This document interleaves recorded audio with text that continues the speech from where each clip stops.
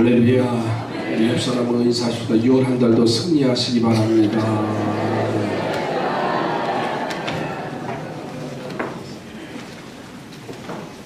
모세가 장인 이드로의 양을 치는 지가 온 40년의 세월이 지나갑니다.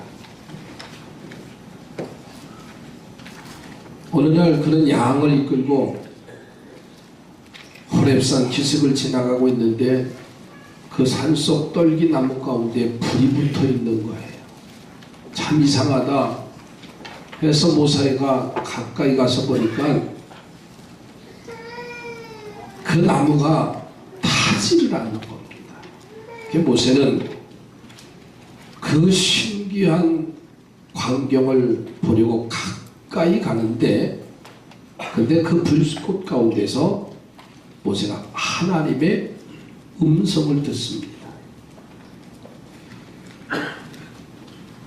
모세는 자신을 부르는 소리를 듣고서는 내가 여기에 있나이다 하고 대답을 해요.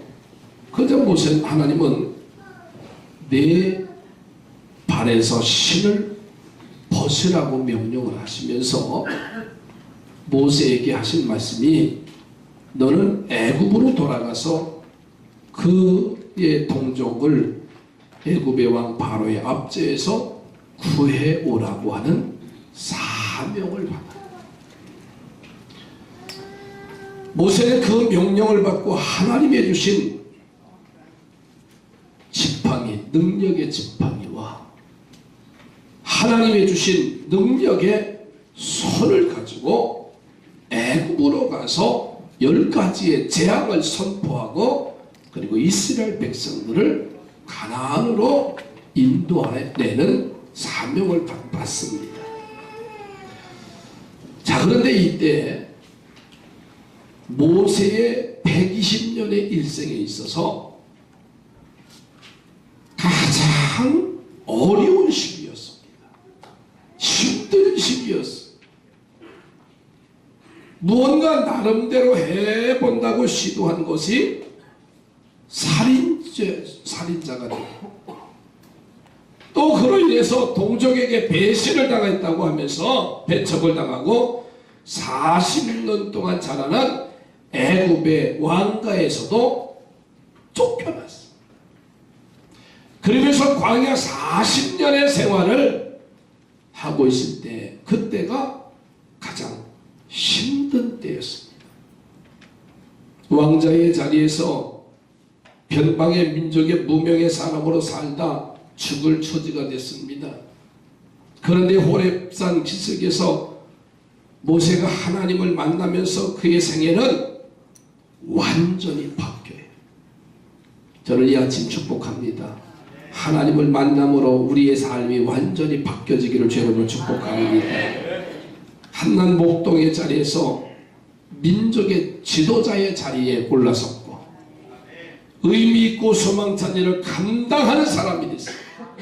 그리고 그 사명을 잘 감당함으로 이스라엘 백성들에게 존경받는 자가 됐습니다.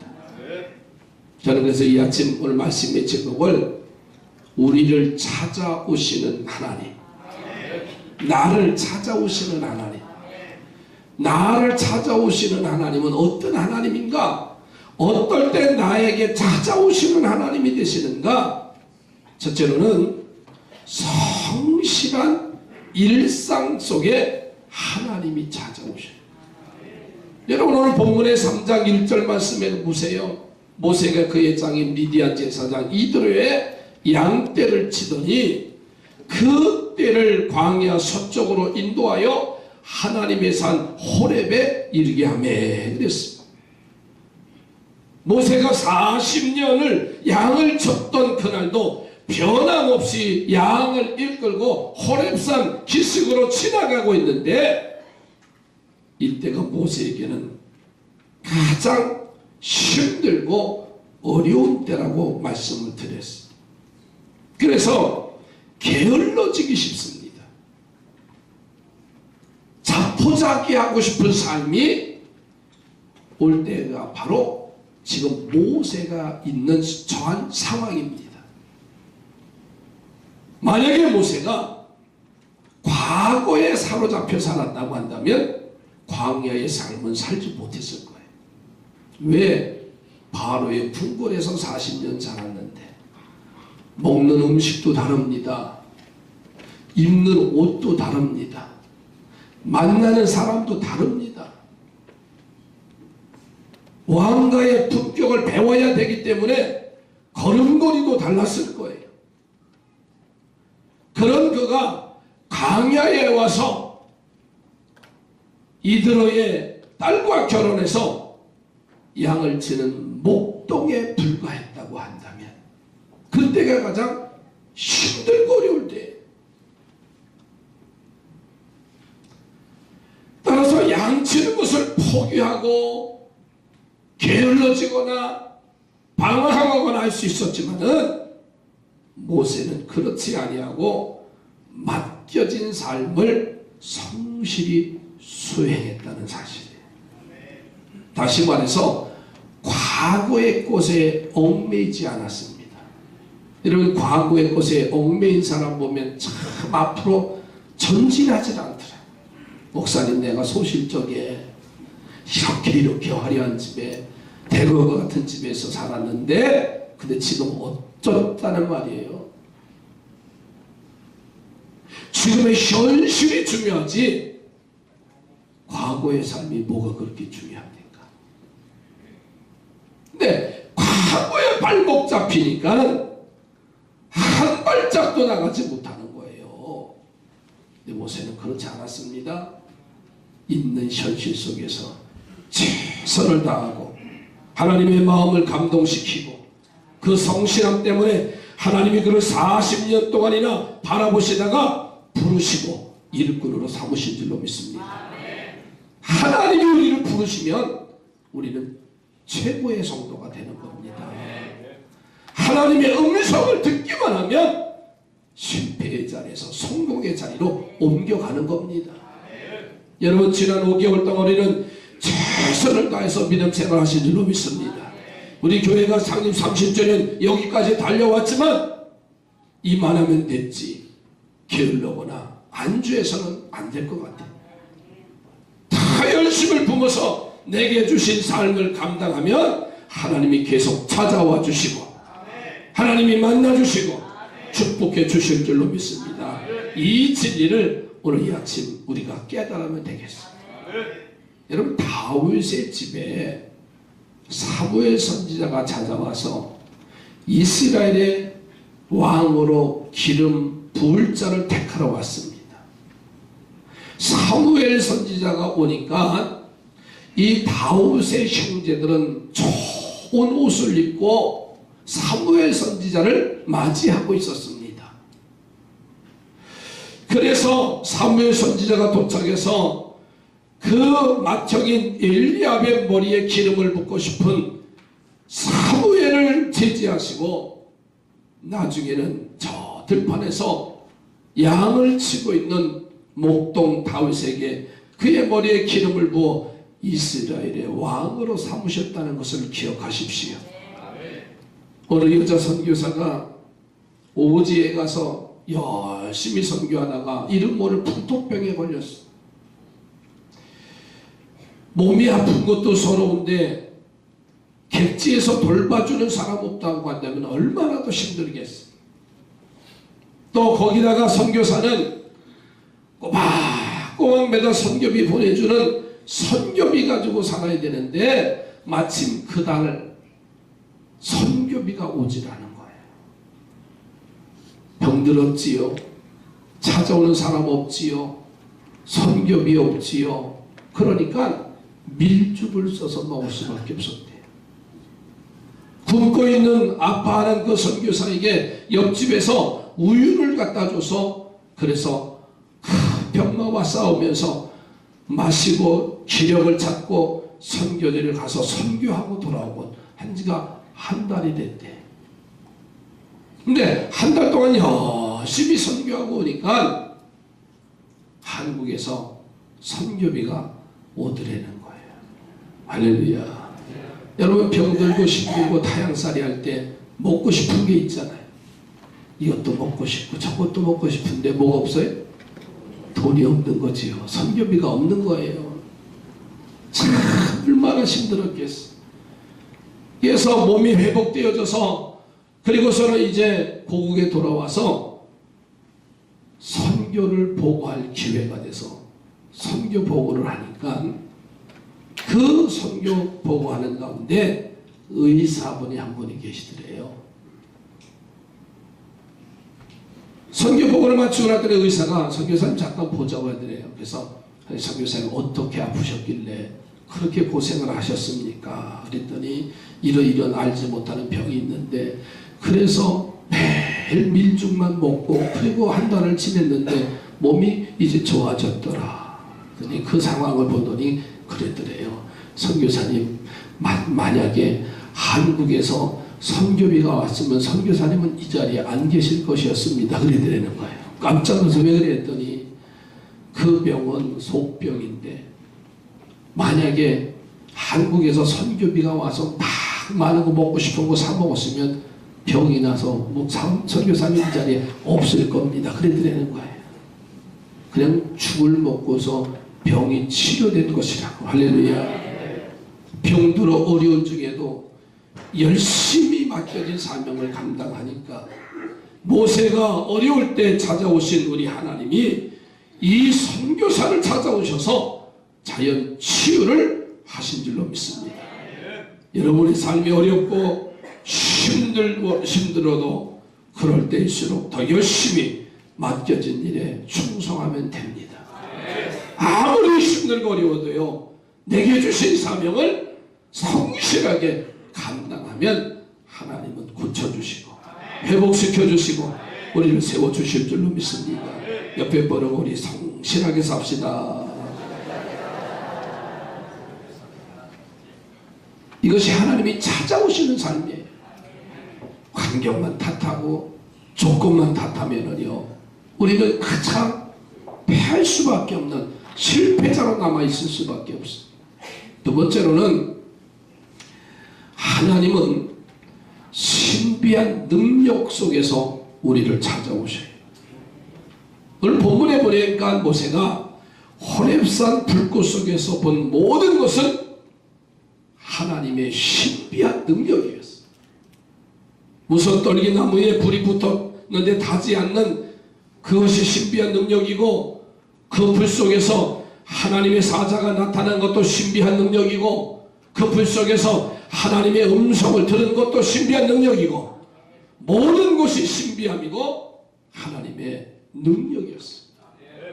여러분 2절 말씀에 이렇게 말해요. 여호와의 사자가 떨기나무 가운데로부터 나오는 불꽃 안에서 그에게 나타나시느니라. 그가 보니 떨기나무에 불이 붙었으나 그 떨기나무가 사라지지 아니했다.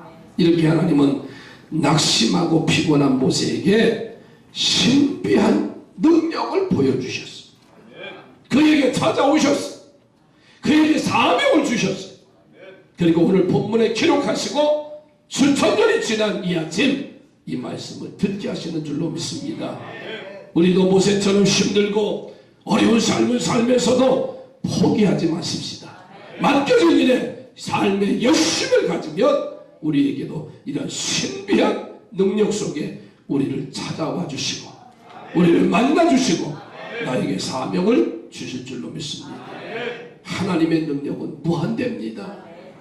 얼마든지 불은 일어나면서도요, 나무가 타지 아니하게 하실 수 있는 분이 하나님이세요.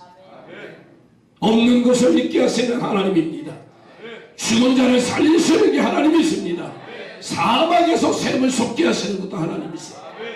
그리고 하나님이 그런 일을 만드실 때는요, 당신의 사랑하는 백성들을 만날 때마다 그렇게 하셨어요. 아무 때나 능력과 신비한 능력을 베푸신 게 아니라 사랑하는 백성들을, 사랑하는 자녀들을 만날 때마다 하나님 그렇게 신비한 능력을 보여주셨어요. 이사야를 보세요. 이사야는 선지자 우시야 왕이 죽으니까 그 이사야 선지자가 나라의 이제 침략의 위기 속에서 하나님의 성전에 올라가서 기도합니다.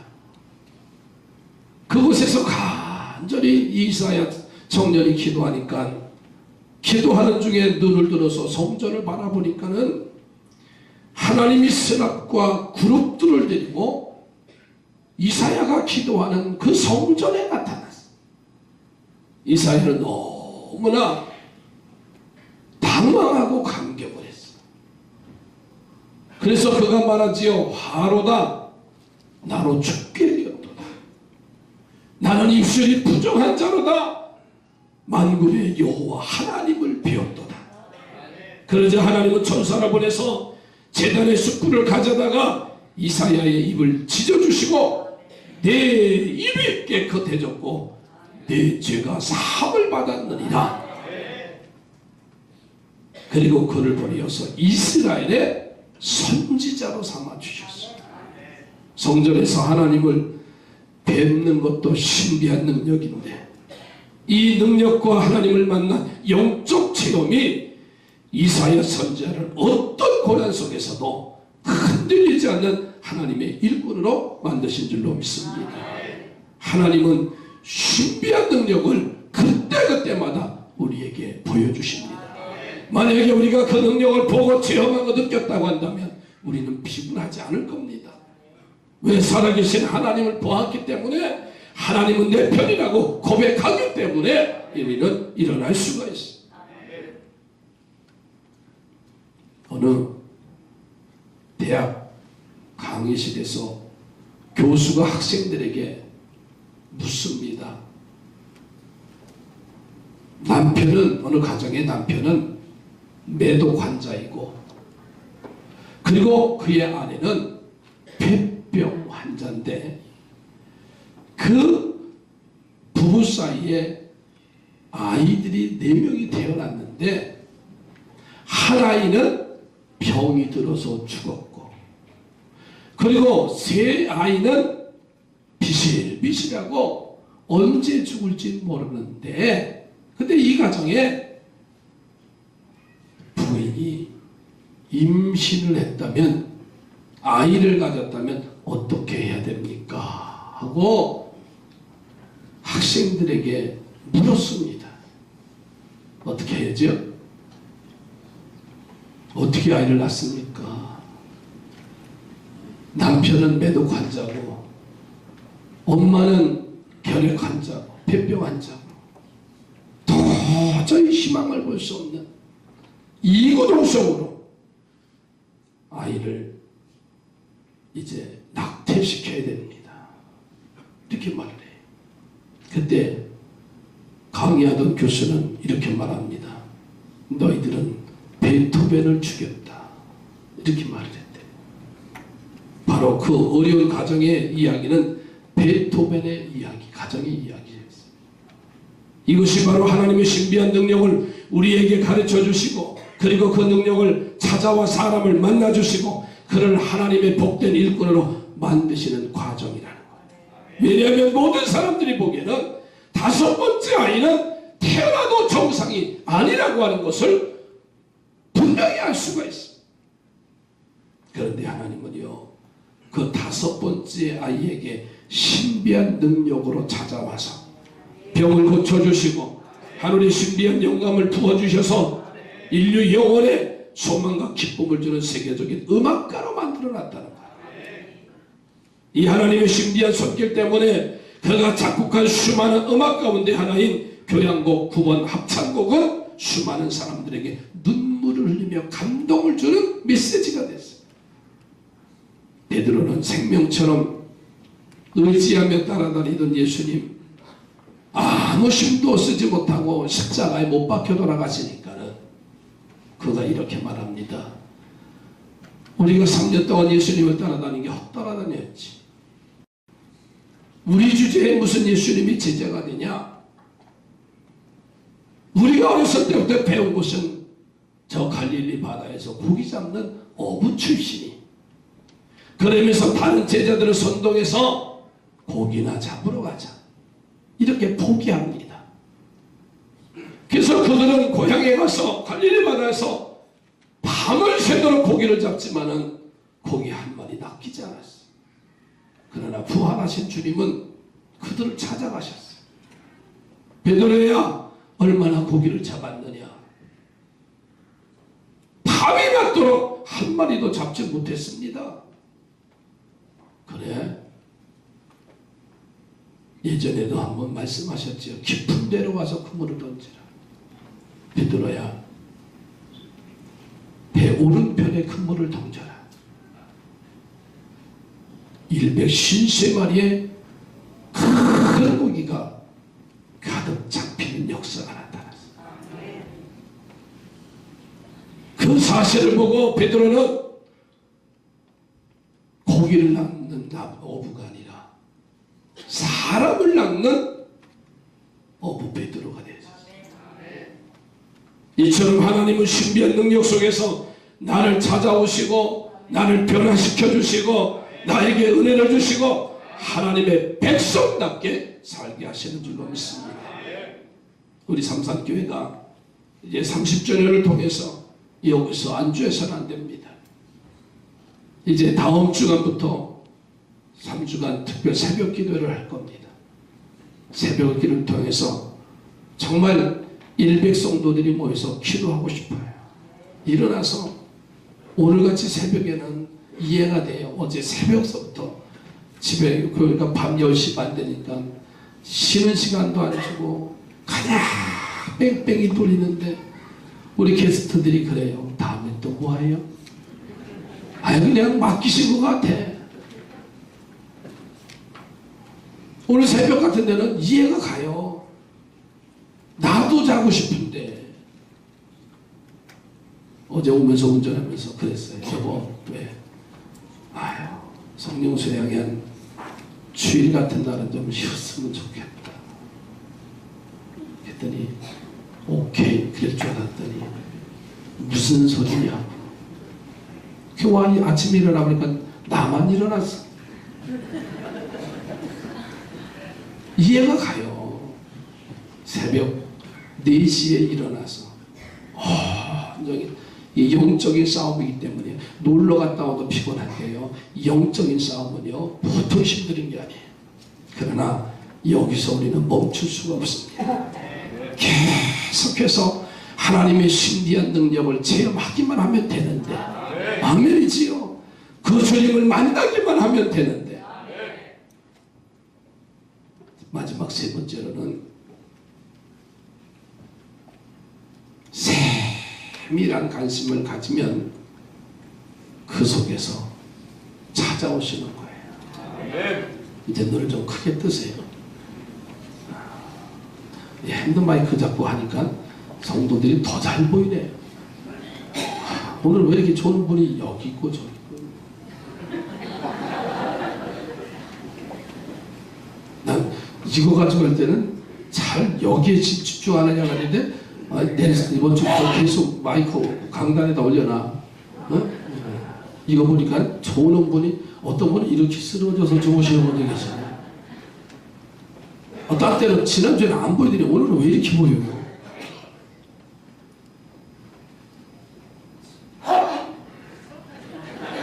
오병훈 권사님이셨습니다. 세 번째로는 세심한 관심을 가지면 하나님 그 속에서 찾아오셔요. 모세는 떨기나무 속에 불을 보았어요. 그런데 그거 참 신기하게도 살펴보니까는 불이 꺼지지 않는 거예요. 만약에 세심한 관심이 없이 그냥 지나쳐갔다고 한다면 모세에게는 하나님의 음성을 들을 리가 없어요.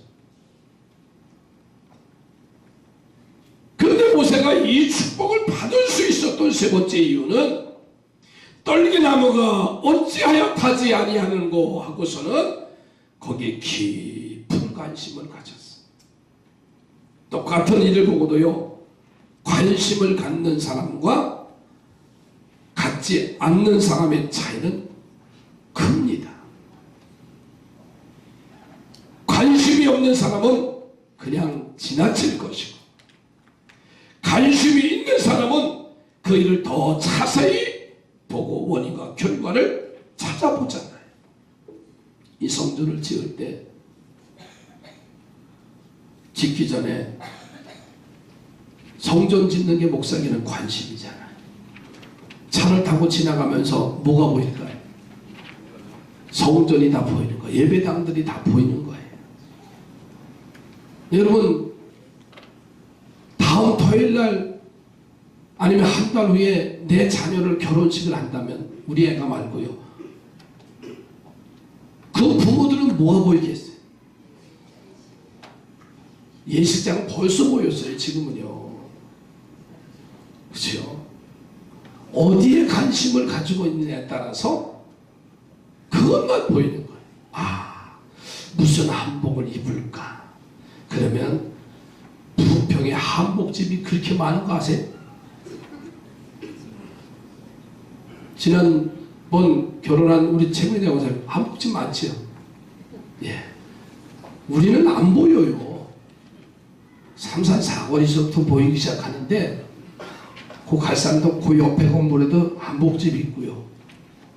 보면 관심을 가지고 보면 많아요. 내가 어디에 관심을 갖느냐, 내가 무엇을 집중하고 있느냐. 바로 모세가 그런 관심 있는 사람이었어요. 그래서 그는 이 광경을 확인하려고 돌이켜서 오게 되는 거예요. 하나님은 이런 사람을 찾으시는 줄로 믿습니다. 그래서 3절에 소개하는 거예요. 모세가 돌이켜 오는 것을 보실지라. 아멘이지요? 모세에게 음성을 들려주시고 사명을 주시고 모세의 지팡이를 여호와의 지팡이로 만들어 주신 줄로 믿습니다. 따라서 합시다. 관심 있는 자에게 능력을 주신다. 관심이 있어야. 자네 어제도 성령 수양에 관심 있는 분은요, 늦게라도 와요. 근데 어쩌자고 관심이 없어요. 나 좀 쳐다봐요. 다음에 이제 15기 때는 많은 관심을 갖고 귀 기울여 주시기 바랍니다. 그럼 더 큰 역사가 나타납니다. 집에 있으면서도 아는 사람 몇 사람 있어요. 얼굴 빨개지지 말아요. 누구라고 안 해요. 그러니까 모세가 돌이켜 오는 것을 보신지라.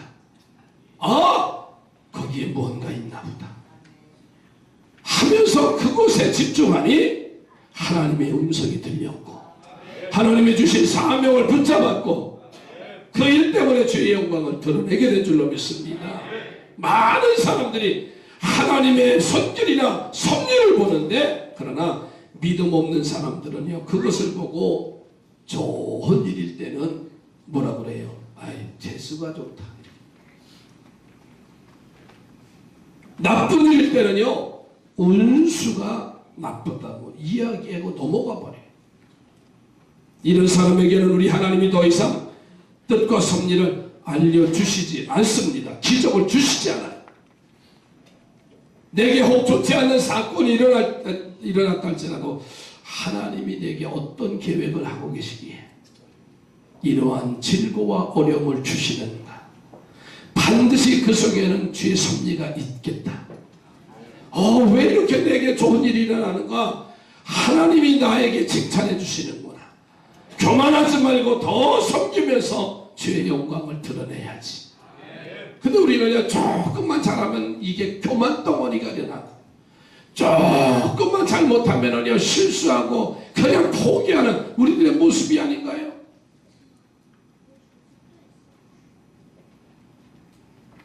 누가복음 5장에 베드로가 자신의 배를 예수님에게 빌려드리잖아요. 그리고 말씀을 듣고는 깊은 데로 가서 그물을 내리라는 주님의 명령에 순종을 하니까 얼마나 고기가 많이 잡혔는지 그물이 찢어질 지경이 됐다 그랬어요. 그래서 친구를 불러서 그 두 배의 만선의 기쁨을 누렸다 그랬어요. 여러분, 보통 사람 같으면 그저 예수님께 고기 많이 잡히게 해주신 것 감사합니다. 그리고 떠났을 거예요. 근데 베드로는 달랐어요. 나는 고기 잡는 전문가인데도 밤새 노력하고도 한마디도 잡지 못했는데 고기 잡는 일과는 전혀 관계없으신 목수 출신인 예수님은 어떻게 고기를 많이 잡을 수 있으셨을까? 베드로는 이것이 바로 하나님의 아들이심으로 나타난 기적이라고 생각했어요. 할렐루야. 그래서 베드로가 그 앞에 엎드렸어요. 그러면서 주여 나를 떠나소서. 나는 죄인입니다. 고기 잡는 전문 어부도 아닌데 주의 말씀의 명령에 순종하니까 넘치도록 잡힌 역사. 여러분 보는 관점이 다른 겁니다. 아 주의 종이 말씀하시니까 이렇게 되더라 하면서 순종하려고 하고 헌신하려고 하고 주의 영광을 돌리는 우리 삼산의 성도들로 세워져 가시기를 주의 이름으로 축복합니다. 그러면 찾아오시어서 사명 주시고 능력 주시고 승리하게 하실 줄로 믿습니다. 기도합니다. 찾아오시고 역사하신 하나님, 내 일상생활 속에서 하나님 앞에 그리고 성실한 삶을 살아가는 저희들 되게 하시고 하나님의 신비한 능력 속에 찾아오시는데 그 능력